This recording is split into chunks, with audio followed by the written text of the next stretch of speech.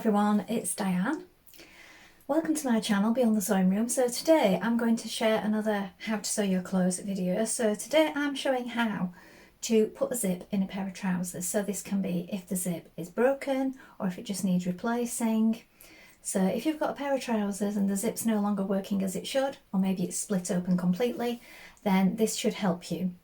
Now you want to make sure that you order the right length zip, but I'm also going to be giving you some tips on what to do if your zip is not the right length.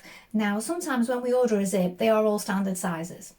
So you might go to a shop or you might order one online, and then when you get your zip you find that because of the rise of the jeans or the trousers or whatever you're putting the zip in, they're just not a standard size. So you find you've got too much hanging over. So I'm going to show you what you do when this happens, because this happens when I'm replacing them in trousers sometimes, and it's happened today. So we've had to shorten the zip a little bit, and I'm going to show you what to do.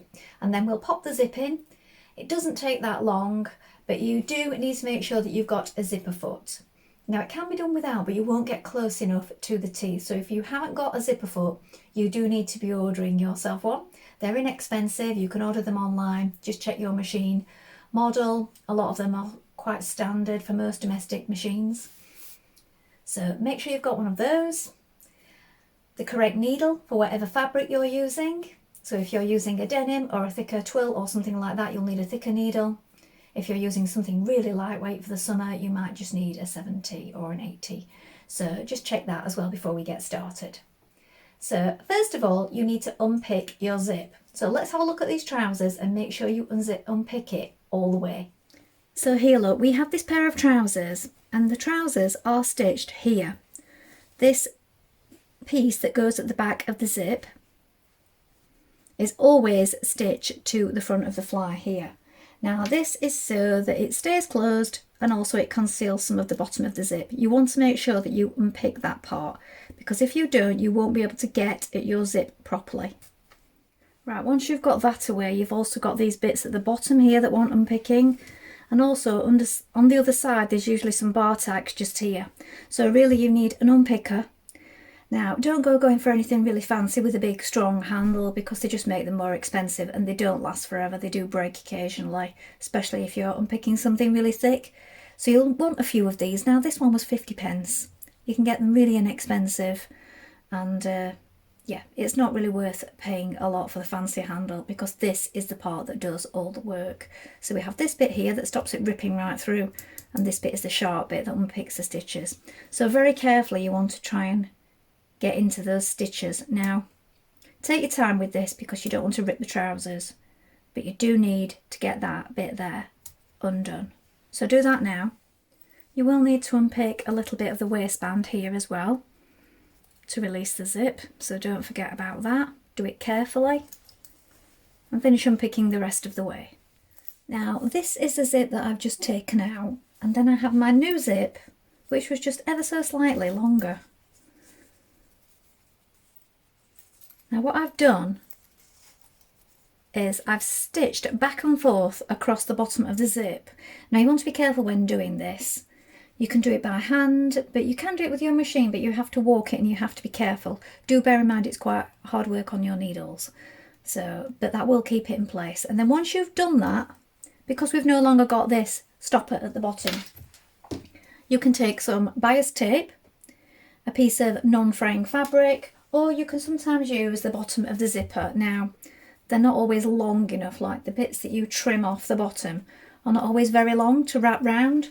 So I just find it's best if you use a little bit of bias tape or something along those lines, and just fold it around the bottom of the zip.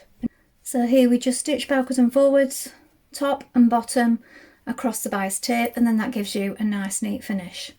Now to pop in your zip, you're going to want to change to your zipper foot. Depending on which side of the zip you're working on will depend which side that this is placed. And then to pop it in, we have the original stitch lines to help us with this. But on the inside here, where we have this curve, is where we're placing the first part, and the zip on this side wants to be face down like this. because it's going to be opened out like this when it's zipped up. So we're going to take it face down. Here's my trousers. Here is the original stitching lines, as you can see. I'm going to place it under there so that this stopper here is at the top. You can see our original stitching lines, and as you can see, that is free from the front because we've unpicked the top stitching when we unpick the zip. Now make sure that you line it up like this. Just do it with your fingers to start with. There's a bit of thread there, look. And we're going to pin that in place all the way down to the bottom. Now when you're stitching this zip in place here, do be aware it is quite tricky at the top, because when you originally make trousers you wouldn't have all this in already. This has been put on after, so when you're replacing a zip it's just a little bit tricky to get behind it, but just do your best. So you're moving the trouser out of the way and you're just stitching the zip to this panel here. Now if you find it's quite tricky to get to the top, you can leave a little gap and come back and do that with some hand stitches, because it will be getting stitched down from the outside with the top stitching anyway. But just to get it in place, get as close as you can, and as I said, if you need to do a few hand stitches you can.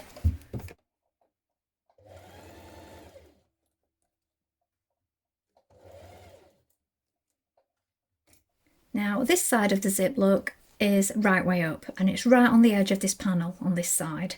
Now I've got it loose at the moment, but you can just do it in one movement if you want. So if you want to take those out and pop that section over the top, you don't have to stitch it twice, you can just stitch it once. If you're not sure, stitch it twice. I'm quite confident that I can catch that in straight away. So make sure it's lined up first of all before repinning it. So I'm stitching it from the top. Now I've got my zipper foot on this side, so I'm working from the bottom upwards, and I'm going to stitch that bottom bit after I've got it all in place, because again, because of the zip pulley, it's quite hard to get really close to it at the bottom. So we're stitching right on the edge through all thicknesses here.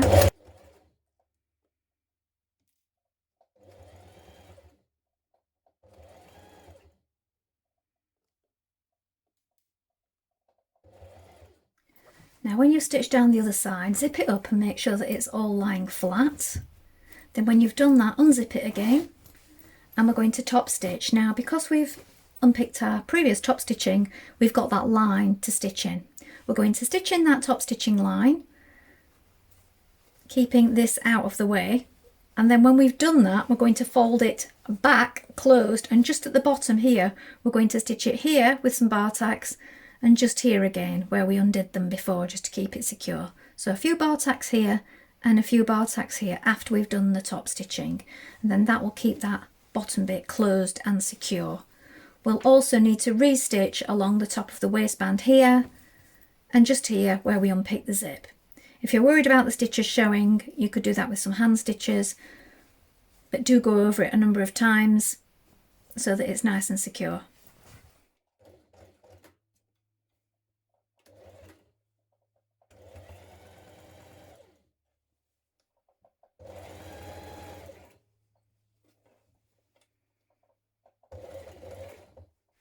On the inside, so the other side of the zip to that zip flap, just go back and forth a number of times. Now from the right side, change to a very small zigzag and a small stitch. You're going to do some bar tacks here and here. We're working from the outside. Make sure you don't catch any of the rest of the trousers underneath.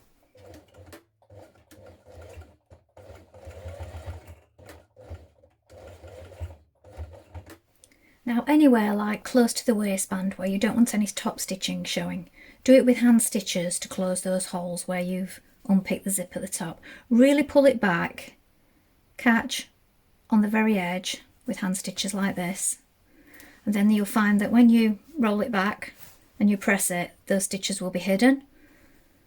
So I find that's the best way to do it at the top if you don't want any visible top stitching. And then you're finished.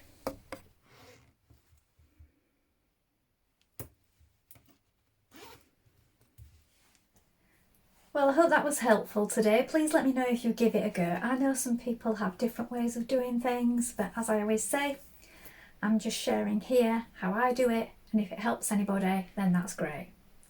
So thank you so much for watching today, and I will be back soon with some more sewing content for you. Bye for now.